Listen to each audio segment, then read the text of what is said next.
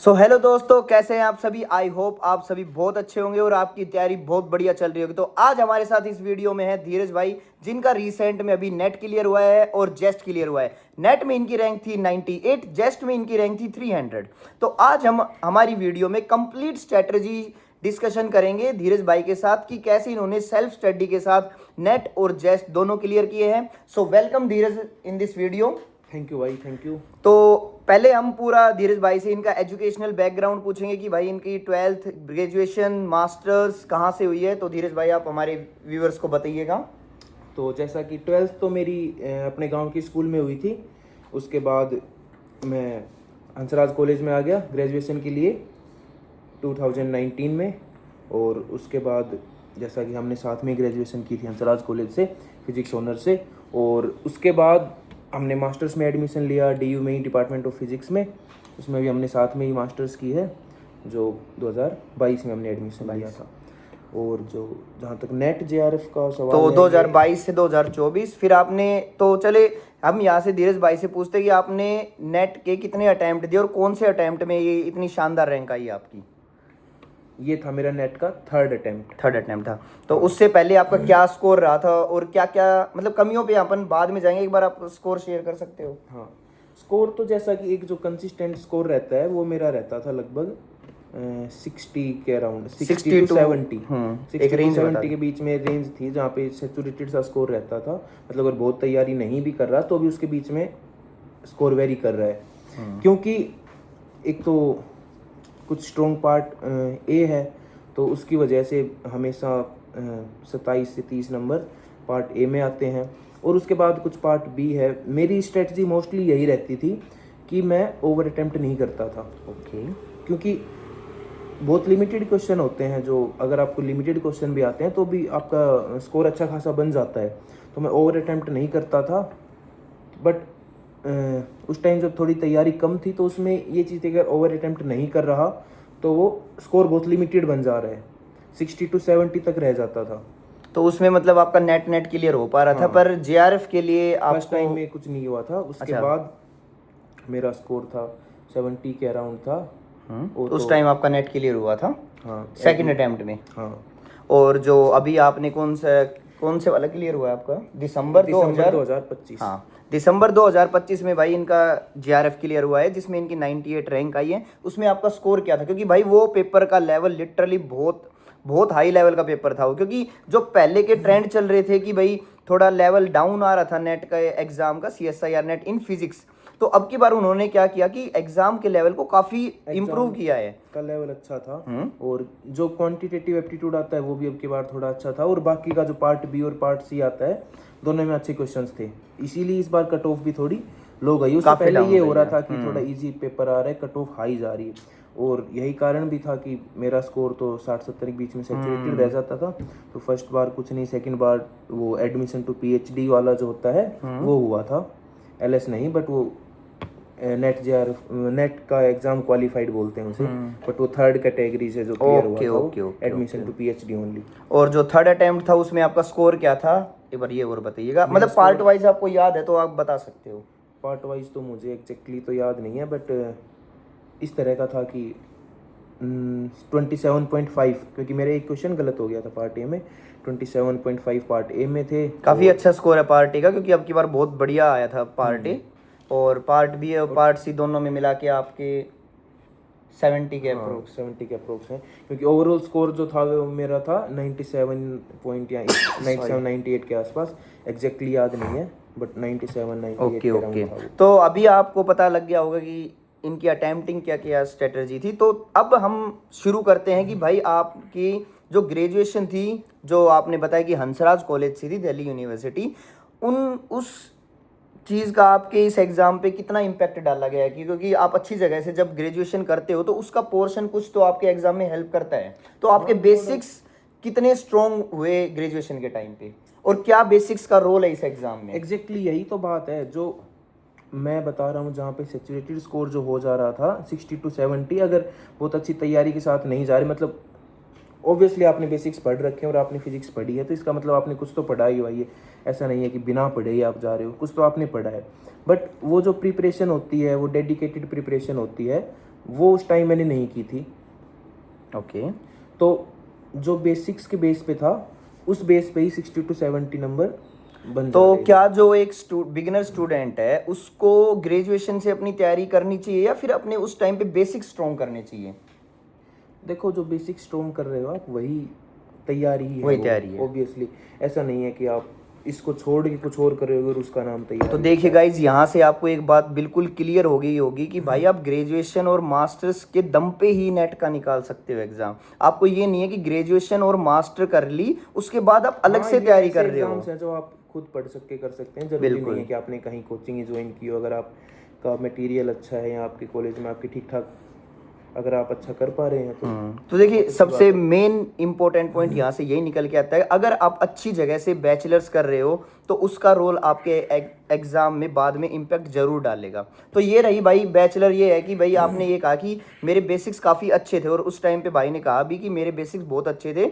और क्योंकि बैचलर्स के टाइम पे जैसे आप पढ़ते हो बेसिक्स लाइक क्लासिकल क्वांटम भी बेसिक पढ़ते हो, एमपी भी पढ़ते हो, तो वही चीज़ें आगे कैरी ऑन करनी पड़ती है। और बेसिक इनके अगर अच्छे हैं तो आप वो चीज़ें इजीली कर सकते हो, क्योंकि पेपर कंप्लीटली टफर साइड नहीं होता है। कुछ कुछ क्वेश्चंस आपको सेलेक्ट करने पड़ते हैं और वही क्वेश्चन आपके स्कोर को इंक्रीज करते हैं। बिल्कुल एग्जैक्टली यही धीरज। होता है। क्योंकि बेस वही है, हर बार प्रोबेबिलिटी आती है, वो हम ग्रेजुएशन में पढ़ चुके होते हैं, हाँ। एमएससी में भी पढ़ते हैं हाँ स्टेट हाँ। में, बट वही है, हम बीएससी में भी उसे पढ़ चुके होते हैं। तो बेसिकली यही है कि भाई अपने बेसिक्स ग्रेजुएशन के टाइम पे अच्छे कर लीजिएगा, चाहे आप कोई भी सब्जेक्ट से हो, बेसिक्स हर जगह काम आएंगे। तो धीरज, ये रही अपनी बैचलर्स की बात। जब बैचलर्स आपने डीयू से कंप्लीट करी तो आपने मास्टर्स का लाइक ये नहीं सोचा कि मेरे को आईआईटी में जाना चाहिए या फिर डीयू से ही करनी चाहिए, तो उस टाइम पे क्या थॉट्स थे आपके?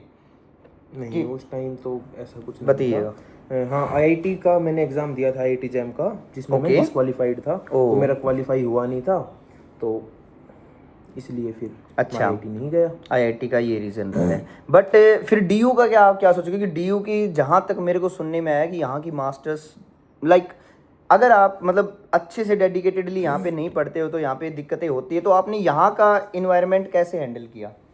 लाइक आपने बताया कि मेरे बेसिक्स अच्छे थे, तो यहाँ पे कैसा क्या माहौल था कि आपकी स्ट्रेटजी जो आपने एग्जाम दिया उसमें क्या इम्पैक्ट रहा है मास्टर्स का?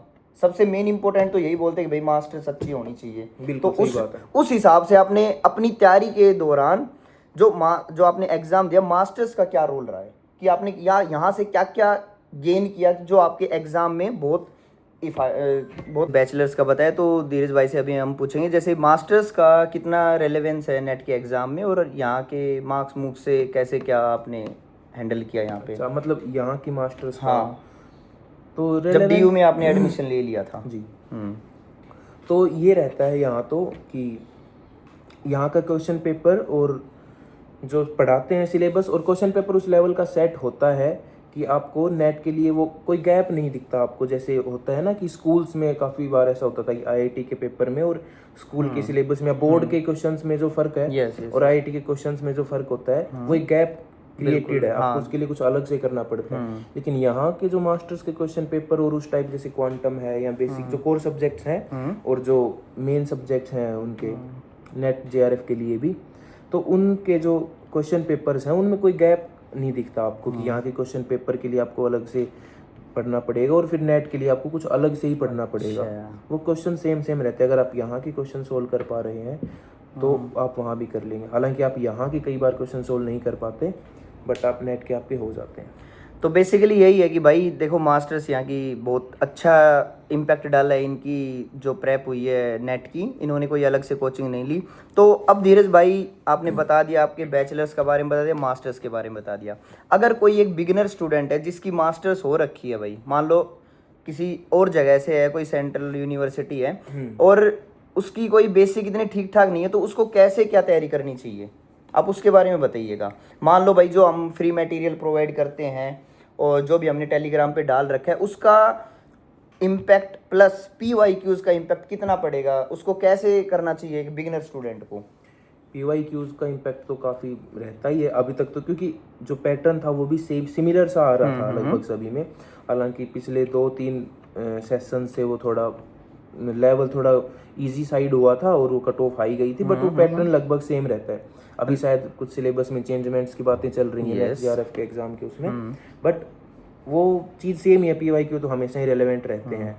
और आप कुछ सब्जेक्ट्स पकड़िए, जैसे टोटल जो पेपर आता है वो आपका 200 नंबर का तो आपका काउंटेबल होता है, बट जो ऑप्शंस अगर और मिलाओगे तो आपका शायद 375 या इस तरह से कुछ बनता है, क्योंकि वो जो एक्स्ट्रा मार्क्स हैं तो उसमें से आपको 1/3 मार्क्स, अगर आपके 100 नंबर आ जाते हैं, 100 नंबर तो बहुत हो जाते हैं। अगर पेपर का लेवल अच्छा आता है तो 100 नंबर पे भी आप UR कैटेगरी से भी आप JRF निकाल लोगे। तो बेसिकली बात ये, अगर आप भाई बिगिनर हो तो ये नहीं है कि आपको सब कुछ करना है, क्योंकि अगर आप सब कुछ करने लग गए ना तो 6 महीने तो आपके करने में चले जाएंगे। फिर 6 महीने का आपको वो 6 महीने का लूप कब आपका 2 साल का बन जाएगा आपको पता नहीं लगेगा।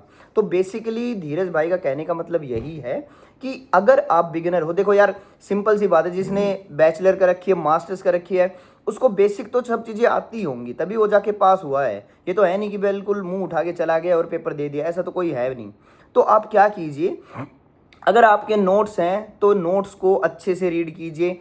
अगर आपके पास नोट्स नहीं है तो भाई हमने टेलीग्राम पे, मैंने चैनल पे डाल रखे हैं कंप्लीट, वो भी एक सब्जेक्ट के 3-3 हैंड रिटन नोट्स डाल रखे हैं। अगर आप उनको अच्छे से भी कर लोगे ना, अगर उन पे आप पकड़ भी बना लोगे तो भी आप एक अच्छा खासा गेन कर लोगे।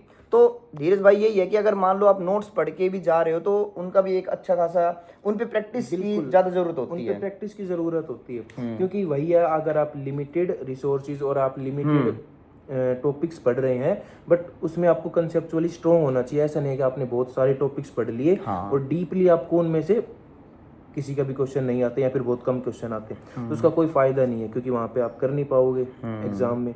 इसलिए बेशक आप कम टॉपिक्स पकड़िए, बट उनकी कंसेप्चुअल क्लैरिटी अच्छी होनी चाहिए आपके पास, ताकि आप लिमिटेड नंबर्स, बहुत कम नंबर्स ही होते हैं। देखो भाई मेन बात यही है, सब कुछ करने के पीछे जाओगे तो भाई कुछ हाथ में नहीं आएगा। अपने दिमाग में यही चीज़ ठान लो कि भाई, जैसे मान लो शुरुआत हम बिल्कुल धीरज भाई पार्ट ए से करते हैं। अगर किसी बंदे का पार्ट ए भाई बहुत वीक होता है, क्योंकि काफ़ी मैसेज आते हैं मेरे पास कि भैया पार्ट ए वीक है, पार्ट ए वीक है, तो उसको कैसे स्ट्रॉन्ग बनाया जाए, क्योंकि काफ़ी तो भाई मान लो जिनका बेसिक्स अच्छा होता है वो पार्ट ए को अच्छे से ले जाते हैं, बट जिनका काफ़ी का नहीं होता है काफ़ी, क्योंकि वो उन्होंने वो चीज़ कभी पढ़ी नहीं है, तो उनको वो कैसे पढ़ें और कैसे क्या उन पे तैयारी करें कि वो एटलीस्ट 20 प्लस नंबर तो गेन कर लें। तो बेसिकली पार्ट ए में तो जो मुझे लगता है ना, वो जो सिलेबस है वो 9th 10th के अराउंड बिल्कुल लगता है, उसी का मैथ्स और रीजनिंग उसी टाइप की। तो आप मेरे ख्याल से आप एक हफ्ते में वो चीज़ पढ़ सकते हैं, हफ्ते 10 दिन आप उसमें एक बार टाइम दीजिए, एक बार उस टाइप के क्वेश्चन सोल्व करके देखिए, तो बस आप उसके लिए फिर रेडी हो जाते हैं। बस मतलब उसमें ऐसा कुछ नहीं है कि आपको बहुत ही कॉन्सेप्चुअल क्लैरिटी की ज़रूरत पड़ती है या फिर बहुत ही कुछ अच्छे लेवल का कुछ वो होता है। हाँ, बस हो सकता है उसमें सिली मिस्टेक्स होती हैं, आपके कई बार क्वेश्चन समझने में गलती हो जाती है, या फिर कई बार हम जल्दी में सिली मिस्टेक कर देते हैं, बट उनका लेवल ऐसा नहीं होता कि बहुत ही अच्छा है या फिर कुछ अलग लेवल है। तो आप हफ्ता 10 दिन अगर वो टॉपिक्स एक बार रिवाइज कर लेंगे और उसके बाद प्रैक्टिस कर लेंगे थोड़ी बहुत, तो ठीक है, वो हो जाता है। देखिए तो गाइज मेन बात यही है कि आप देखो पहले खुद से एक दिमाग में हवा मत बनाओ कि यार ये तो मेरे से होगा ही नहीं, क्योंकि काफ़ी स्टूडेंट क्या होते हैं कि वो सोच लेते हैं भाई ये तो मेरे से होगा ही नहीं। यार आपने कभी खुद से ऑनेस्ट रिव्यू देख के देखोगे कि आपने उसको कितना टाइम दिया है उस सब्जेक्ट को। अगर आपने उसको टाइम दिया होता ना तो वो आपको चीज़ इतने हलवा लगती कि आप वहाँ से इजीली 25 प्लस नंबर गेन कर लोगे, अगर आप सिली मिस्टेक नहीं करोगे तो। अगर धीरज भाई किसके अभी 5 से 10 नंबर आ रहे हैं तो उसको कैसे 25 तक लेके जाया जा सकता है। अगर मान लो किसी को भाई ये है कि भाई मेरे से तो नहीं पढ़ा जा रहा है, तो एक बेसिक सा तरीका बता दो कि भाई ये चीज़ है, ये कर लो। देखो सिंपल सी चीज़ है, आप 1-2 टेस्ट उठाओ, उनके क्वेश्चंस देखो। अगर आपको लग रहा है कि कोई टॉपिक ऐसा है जो आपको बिल्कुल ही आप भूल चुके हो, क्योंकि उसमें ऐसा कुछ नहीं है कि बहुत ज़्यादा साफ समझ आ जाता है कि इसके आप फॉर्मूला भूल चुके हो इस टॉपिक के या फिर कुछ और है, तो सिंपल से उस टॉपिक के नोट्स उठाओ, या फिर आप कहीं से भी, आजकल तो ईजिली अवेलेबल हो जाते हैं कहीं भी इन टॉपिक्स के, तो आप कहीं से भी उठाओ, उनके नोट्स पढ़ो। क्योंकि ऐसा नहीं है कि आपको बहुत ज़्यादा स्पीड में करना है किसी और कॉम्पिटिटिव एग्जाम की तरह, आपके पास टाइम इनफ रहता है, तो आप उनके नोट्स उठाओ, फॉर्मूला एक बार देखो और उसके बाद आप उसकी थोड़ी बहुत प्रैक्टिस कर लो, ताकि आप सिली मिस्टेक एग्जाम में ना करो। तो भाई मेन बात यह है कि पार्ट ए के लिए थोड़ा सा कंसेप्चुअल क्लियरिटी तो यार देखो आपको करनी पड़ेगी। आपने 9, 10 से लेके मास्टर्स तक आ गए हो यार, थोड़ा तो खुद से भी डालने पड़ेंगे ना एफर्ट्स यार, सामने वाला नहीं करवा सकता उस चीज़ को कभी भी, ये चीज़ें आपको खुद से ही करनी पड़ती हैं। थोड़ा बहुत खुद से कॉन्फिडेंस लाओ, प्लस PYQs की 2-3 बार प्रैक्टिस करो, क्योंकि आप उन क्वेश्चंस के गो थ्रू हो जाओगे कि हाँ भाई इस टाइप का क्वेश्चन आएगा तो मेरे को ऐसे एग्जीक्यूट करना है उसका। तो इस पे सबसे पहले मोटिवेटेड रहो हमेशा कि पार्ट ए को मेरे को 25+ नंबर गेन करने हैं, क्योंकि 25 नंबर बहुत बहुत ज़्यादा होते हैं कि आप इस रेस में 25% नंबर यहाँ से लेके 75% नंबर आप अपने उसमें ले लोगे, 75 नंबर आप फिजिक्स में ले लोगे, तो 100+ नंबर आप बिल्कुल सेफ हो।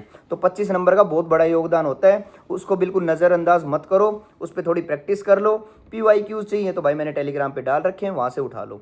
तो धीरज भाई अभी ये पार्ट ए का आपने बताया, पार्ट बी और पार्ट सी का थोड़ा सा एक बार स्टूडेंट्स को बताइएगा कि उनको कैसे अटेम्प्टिंग स्ट्रेटजी, क्योंकि मेन आपने यही बताया कि मैं ज़्यादा अटेम्प्ट नहीं करता था, जो आपने अटेम्प्टिंग स्ट्रेटजी थी वो बताइए, और कैसे थोड़ा मतलब क्वेश्चंस पे अटैक करें कि भाई हाँ ये क्वेश्चन मैं कर सकता हूँ। जैसे मेरा तो सिंपल सा यही होता था कि पार्ट ए में लगभग स्टार्टिंग में सभी देखते हैं, मुझे लगता है कि, और मेरी यही स्ट्रेटजी होती थी कि मैं पार्ट ए के क्वेश्चन गिन लेता था, वो लगभग मेरे पूरे होते थे, और 1-2 क्वेश्चन शायद हो सकता है ना आ रहा हो, और फिर मैं पार्ट बी के क्वेश्चंस देख लेता था कि कितने मुझे आ रहे हैं, जिन में मुझे लग रहा है कि श्योरली आप मतलब शुरू में आपने जैसे पेपर ओपन हुआ आपने मार्क फॉर रिव्यू कर लिया कि भाई मेरे को पार्ट ए आपने खोला, आप पार्ट ए के क्वेश्चन करने लग गए, या फिर पहले आप मैं सेलेक्ट करते थे? क्योंकि काफी टाइम रहता है ना, मुझे लगता है कि टाइम ठीक ठाक रहता है, तो आप पेपर इजीली आराम से देख सकते हैं, पढ़ सकते हैं कि क्या कौन कौन से क्वेश्चन। देखिए गाइज ये बात है ना बहुत मोस्ट इंपॉर्टेंट बात है, क्योंकि जब आप जाते हो ना एग्जाम हॉल में तो थोड़ा सा ये होता है, स्ट्रेस्ड फील रहते हैं कि भाई पेपर कैसा आएगा कैसे नहीं आएगा। तो सबसे पहले आपको 5 मिनट पेपर देखना जरूरी है, क्योंकि जब तक आप पेपर को रिव्यू नहीं करोगे ना आप अपनी स्ट्रेटजी में चेंज बिल्कुल नहीं ला सकते। आप सोच के गए हो कि भाई ठीक है मॉडरेट पेपर आएगा, मैं अपने जो करता आ रहा हूँ वैसे ही करता रहूँगा, बट अगर जैसे ही आपने पेपर को सरप्राइज कर दिया जो कि इस बार किया है, फिर आप फंस जाओगे। फिर आप ये सोचोगे कि यार उस टाइम पे आपकी एंजाइटी स्ट्रेस लेवल बढ़ जाएगा। इसके लिए आपको सबसे पहले यही करना है कि 5 मिनट अपने पेपर को देखो, उस हिसाब से आप अपनी स्ट्रेटजी में चेंज करो, ठीक है। अब धीरज भाई बताइएगा आगे। क्योंकि ऐसा होता है ना कि अगर आप स्टार्टिंग से क्वेश्चन सोल्व करने लग गए और कुछ क्वेश्चंस आपसे नहीं बने, तो उस बात में आपका कॉन्फिडेंस डाउन हो जाता है। तो इससे अच्छा आप एक बार पूरा पेपर रिव्यू कर लो कि उसमें आपको कुछ क्वेश्चंस ऐसे दिख जाते हैं कि हाँ ये क्वेश्चंस मैंने करे हुए हैं, पढ़े हुए हैं, और ये मैं कंप्लीटली सोल्व कर लूँगा। कुछ क्वेश्चंस ऐसे होते हैं जिनके आपको अप्रोच पता होती है, बट आप श्योर नहीं होते हो कि लास्ट तक आंसर आ ही जाएगा या शायद हो सकता है ना भी आए, बट कुछ क्वेश्चंस के लिए श्योर होते हो। आप उनके मार्क्स कैलकुलेट कर लो, अगर आपके 70-80 उतने में बन रहे हैं तो आप पहले उतना करोगे, और उसके बाद आप वो क्वेश्चंस ढूंढते हैं जो अप्रोचेबल हैं, बट ठीक है हो सकता है शायद आंसर ना आए, आपको लग रहा हो कि फिर उनको आप अप्रोच करके देखिए। और अगर आपके पास टाइम है तो मेरी तो यही स्ट्रेटजी होती थी, अगर आप जो आंसर्स वेरीफाई कर सकते हैं तो आप उन आंसर्स को कुछ वेरीफाई कर लीजिए। तो मेनली डिफरेंशियल इक्वेशन से रिलेटेड अगर क्वेश्चंस हैं, हाँ, तो आपके जो आंसर आएंगे आप उन्हें वापस वेरीफाई कर सकते हैं। बिल्कुल बिल्कुल बिल्कुल। तो ऐसे क्वेश्चंस यार देखो ये सब तभी आता है तब आप थोड़ी प्रैक्टिस करते हो, थोड़ा आपका ऑब्जर्वेशन स्किल्स है, क्योंकि ये यार क्वेश्चंस तो सब करते हैं वहाँ पे जाके, बट मेनली आपको सेलेक्टिव क्वेश्चन करने हैं जो उस पेपर में, पेपर तो बहुत ज़्यादा नंबर का होता है, उसमें से आपको पहले सिलेक्शन करना पड़ता है क्वेश्चंस का जो आपको सिलेक्शन तक पहुँचा सकते हैं। तो धीरज भाई मेनली आपने कौन कौन से सब्जेक्ट्स को टारगेट किया और उन क्वेश्चंस को भी कैसे बाइफरकेट किया कि भाई मान लो इलेक्ट्रॉनिक्स तो बहुत वास्ट सिलेबस है, लाइक और भी जो सब्जेक्ट्स हैं उनको कैसे कैसे आपने उनको बाइफरकेट किया कि मेरे को इस सब्जेक्ट में ये टॉपिक्स पढ़ के जाने और वहाँ से क्वेश्चन मेरे को उठाने हैं। देखो इस चीज़ में ना पिछले कुछ टाइम से मैंने जो ऑब्जर्व किया था वैसा है कि इलेक्ट्रॉनिक्स में कुछ क्वेश्चन उस टाइप फिक्स है कि गेट से रिलेटेड क्वेश्चंस आते हैं, 2 क्वेश्चन आपको मिलते हैं बिल्कुल 2 या 1 ओपन से रिलेटेड क्वेश्चन मिलता है। तो वो लिमिटेड और मतलब लिमिटेड सिलेबस है वो, और इलेक्ट्रॉनिक्स एक बार अगर कॉन्सेप्चुअल क्लैरिटी आ जाती है तो आप इलेक्ट्रॉनिक्स में कोई प्रॉब्लम नहीं है, वही है कि वही KCL KVL और वो सब रूल्स लगा के। अब फिर क्वांटम की बात करते हैं तो क्वांटम में जैसे कि परटर्बेशन थ्योरी, आप बेसिकली PYQs उठाओ और उनमें जो टॉपिक्स आ रहे हैं लगातार उन पे पहले आप प्रैक्टिस करो। जैसे क्वांटम है, क्लासिकल है, इनके ये बेसिक सब्जेक्ट्स हैं, मतलब कोर सब्जेक्ट्स हैं ये एमएससी के।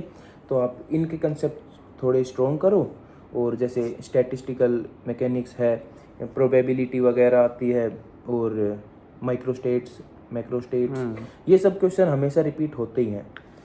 तो गाइज मेन बात यही है कि भाई देखो, अगर आपकी बेसिक्स अच्छे हैं, आपकी तैयारी भी ठीक ठाक है, मतलब आपने ट्रेंड को देख रखा है, तो सबसे मेन इंपॉर्टेंट रोल होता है पीवाईक्यूज का। भाई कोई भी अगर मान लो आपको पढ़ा भी रहे ना, तो वो पीवाईक्यू के ट्रेंड से ही पढ़ाएगा। ऐसे नहीं कि किसी भी चीज़ को आपको उठाकर पढ़ा दिया, तो उसका रिलेवेंस आपको चेक करना ज़रूरी है। क्योंकि जब तक आपको उसका रेलेवेंस पता नहीं रहेगा कि भाई मान लो मैं क्वांटम उठा रहा हूँ, क्वांटम में आप कोई भी मान लो परटर्बेशन पढ़ रहे हो, मान लो डब्ल्यू के भी पढ़ रहे हो, 1D potential, 2D potential, 2D potential को आपको पता है इतने क्वेश्चंस नहीं आते, तो आप उन चीज़ों पे अटैक कीजिए ना जो आपको पीवाईक्यूज में हेल्प करेंगे। आपको भाई पीएचडी आगे करनी है, एग्जाम में पीएचडी नहीं करनी है, तो उसके लिए पहले आपको पेपर को क्लियर करना है। ये नहीं कि पेपर को मेरे को पूरी नॉलेज लेनी है, नॉलेज लेने के लिए आप आगे कंटिन्यू करोगे इसके बाद। तो भाई पहले तो पेपर को पेपर के तरीके से पढ़ना है, सबसे पहले पीवाईक्यूज को फॉलो करना है, वहाँ से आपको अपनी स्ट्रेटजी को चेंजमेंट करना है। अगर कोई सेल्फ स्टडी से कर रहा है तो सबसे पहले आपको सब्जेक्ट उठाने पड़ेंगे। लाइक धीरज ने भी अभी बताया कि उसने ऐसे सब्जेक्ट उठाए हैं पीवाईक्यूज को देख के कि हाँ भाई यहाँ से मैं नंबर ग्रैब कर सकता हूँ। पार्ट ए उठाया, इजीली बता रहे हैं भाई 25 to 30 के बीच में नंबर आ रहे हैं। फिर इन्होंने क्या किया कि क्वांटम उठाई, क्वांटम क्लासिकल इनकी पहले से ही ठीक ठाक थी। इन्होंने बताया क्योंकि जो एनएलएम होता है, न्यूटन लॉज ऑफ मोशन, जो एक दो क्वेश्चंस आ जाते हैं तो हाँ, बिल्कुल। आप एनएलएम से भी कुछ ना कुछ क्वेश्चंस आते ही आते हैं। ऐसा नहीं है कि आप एमएससी लेवल या फिर लैग्रेंजियन और ये सब यूज करके ही क्वेश्चंस सोल्व कर पाते हैं। कुछ क्वेश्चंस एनएलएम बेस्ड भी आते हैं। बिल्कुल, तो वो बैचलर्स में आप करते हो तो उनका भी रेलेवेंस है जो इनको अपने एग्जाम में लगा। तो यही है कि आपने शुरू से उन चीज़ों के बारे में अगर आपकी अच्छी खासी नॉलेज है तो आप पेपर में इजीली ग्रैब कर लोगे उन क्वेश्चंस को और वहाँ से मार्क्स उठा लोगे। तो इनका बेसिकली यही ट्रेंड था रहा है कि पार्ट ए अच्छे से नंबर उठाओ, पार्ट बी पार्ट सी के लिए आप 3-4 सब्जेक्ट उठाओ कोई भी। जैसे इन्होंने पहले तो फॉलो किया पीवाईक्यूज के ट्रेंड को, उनके अकॉर्डिंग इनको भाई quantum, classical, statistical, electronics and जो भी इनका बेसिक जहाँ पे इनको अच्छे से आता था उन क्वेश्चंस में इन्होंने एग्जीक्यूट किया। वहाँ से इनकी सबसे मेन बात यही थी कि इन्होंने ओवर अटेम्प्टिंग स्ट्रेटजी पे नहीं गए कि भाई मान लो तुक्का मार दिया, तुक्के मारने से थोड़े क्वेश्चंस में इन्हें डाउट लग रहा था, उन पे भी इन्होंने रिस्क नहीं लिया। क्योंकि इन्होंने जितने नंबर का अटैम्प्ट किया था मोस्टली इन्होंने उतने ही नंबर अपने एग्जाम में पाए।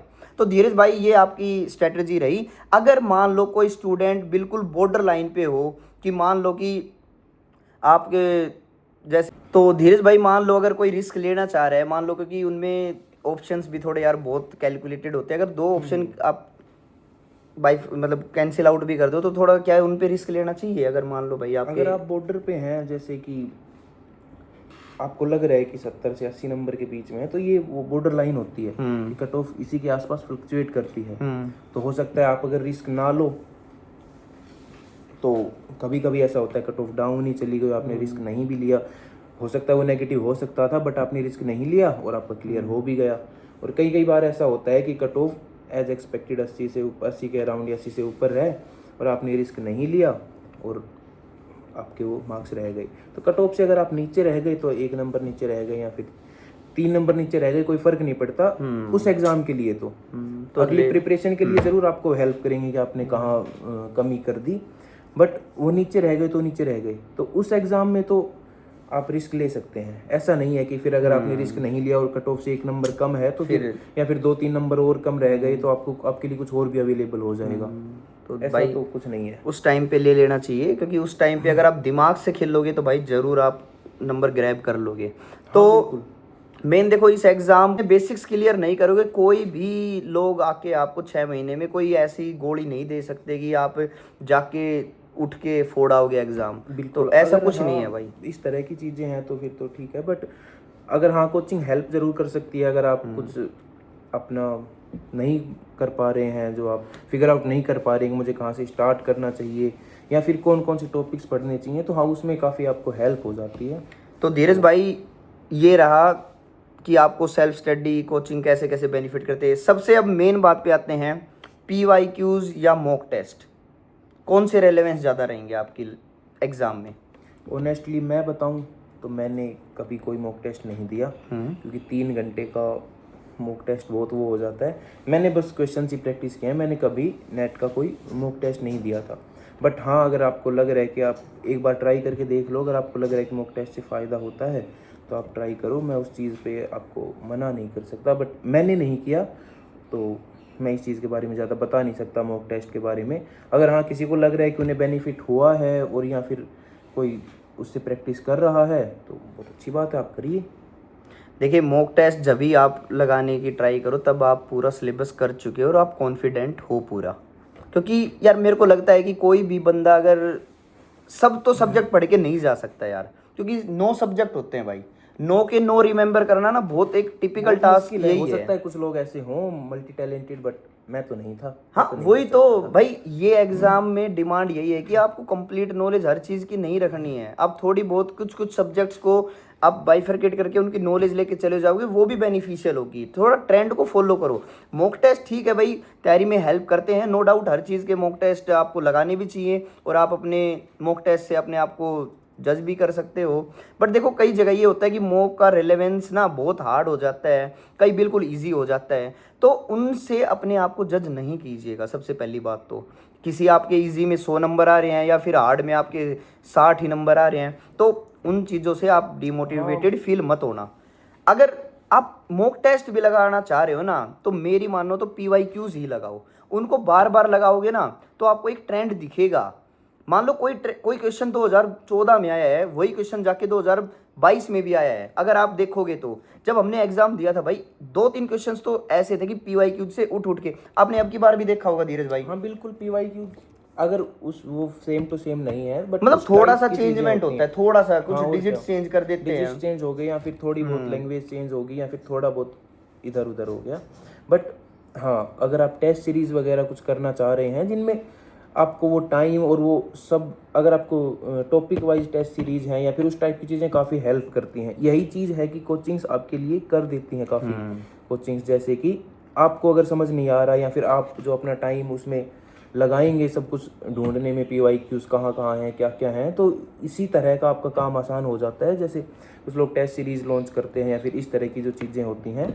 मैंने वैसे कोई ज्वाइन नहीं की थी और मैंने मॉक टेस्ट भी नहीं किया, तो मुझे उनका एक्सपीरियंस नहीं है। हाँ, बट आप टेस्ट सीरीज़ मेरे ख्याल से बेनिफिशियल होंगी।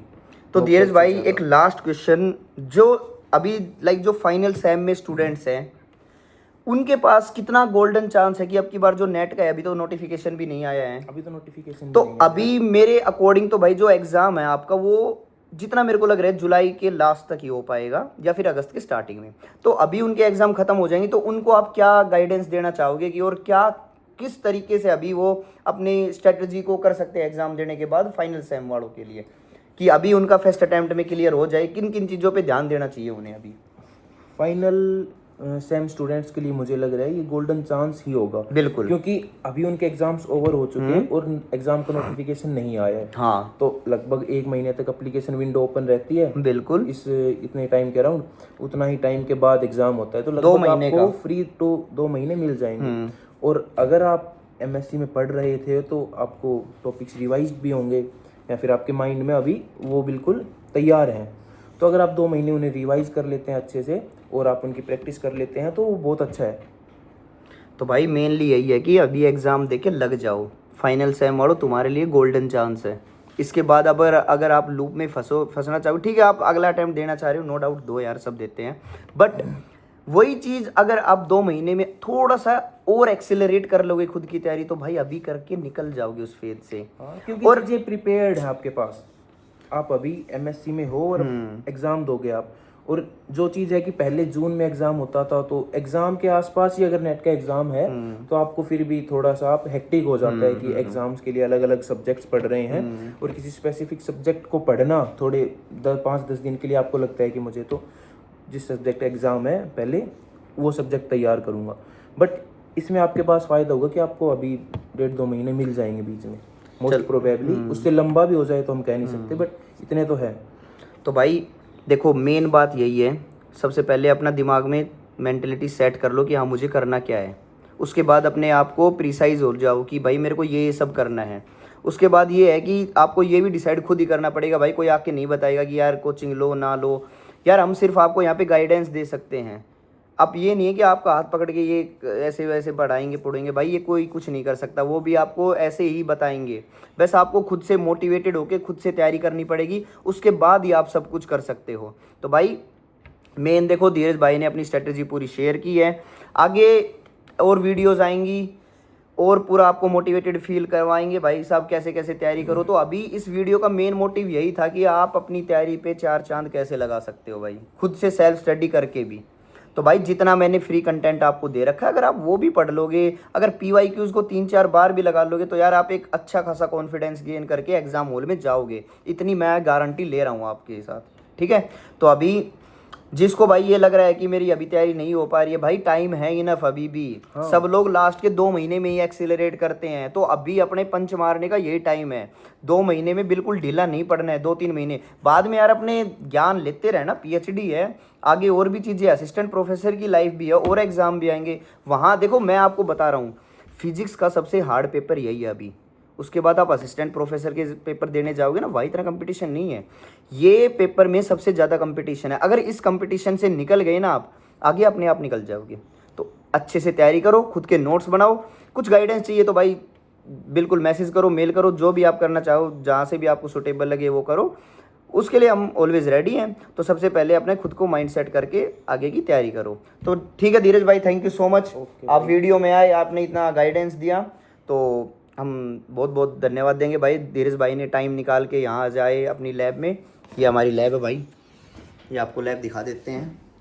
तो भाई PhD में देखो ऐसे आप कभी भी आ सकते हो, लैब में बैठ सकते हो, तो ये है आगे की लाइफ। तो ठीक है गाइज, मिलते हैं आगे। ये वीडियो पूरी देखना भाई, बहुत हेल्प करेगी आपकी तैयारी में। 2 महीने हैं, लग जाओ तैयारी के। All the best, bye bye, take care, bye bye दोस्तों, बाय बाय।